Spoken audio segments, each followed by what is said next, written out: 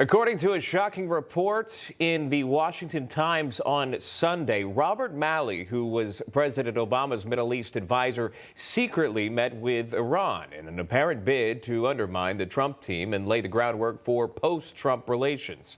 Here to react is Ambassador Danny Danon, former Israeli ambassador to the UN. We also have Thane Rosenbaum, distinguished professor at Touro College. Ambassador, good to see you. Thank you so much for coming on. Thane, thank you as well. Apparently, this meeting was taking place when Iran was backing plots to kill Americans stationed in neighboring Iraq and even threatened President Trump. We already know that John Kerry has admitted to meeting with Iran. Ambassador, what are your thoughts on this new report coming out, and how credible is it? So I think it brings us back to the day when the original agreement was signed, where you saw signs of appeasement, trying to appease the Iranians, a desire to sign very quickly. And the result was that the US and the other signatories signed a very bad agreement.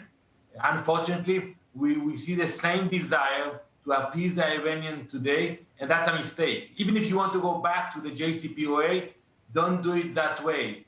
Play hardball with the Iranians, negotiate with them. They can feel the desire. And today they are enriching uranium, they are conducting ballistic missile tests, they are pushing away the inspectors, and I think the approach is not the right approach to deal with them. Thane, your thoughts on this, just getting very specific that the report includes John Kerry, Robert Malley meeting with Iranian Foreign Minister Javad Zarif during the Trump administration. And I'm just paraphrasing, but the report basically says, hey, look, just sit tight until 2021. And here we are. And we already know that negotiations are underway in considering the Iran nuclear deal. Thane, your thoughts on this?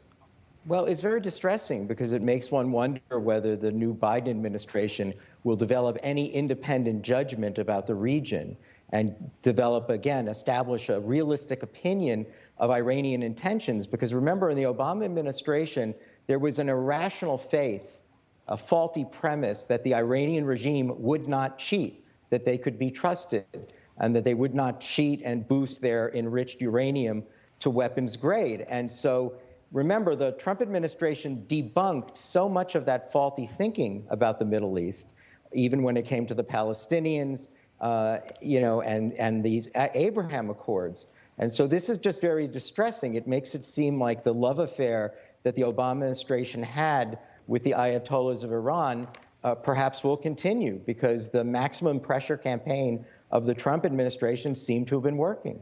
And just to be clear, Kerry has been open about the fact that he has met with Zarif a couple of times already. So there's a lot of criticism about that. I don't believe the State Department has responded. Ambassador, final question for you. I know you shamed President Biden. I think you and I talked about this, about not reaching out to Benjamin Netanyahu of Israel. After waiting nearly a month into his presidency, Biden finally spoke with him last week. If Netanyahu's approach is any indication, it's clear Israel is less than pleased with the potential returning of this deal. What do you say about that, Ambassador?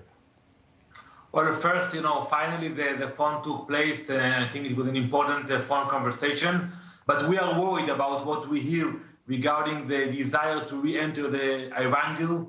And we say very clearly, we don't trust any agreement with the Iranians, and we will not be part of those agreements. Israel will do whatever is necessary to protect ourselves. Like we did in the past, we will do it in the future. All right, that is Ambassador Danny Danon and Professor Thane Rosenbaum. Thank you both for your time. I appreciate it. Thank you. Thank you.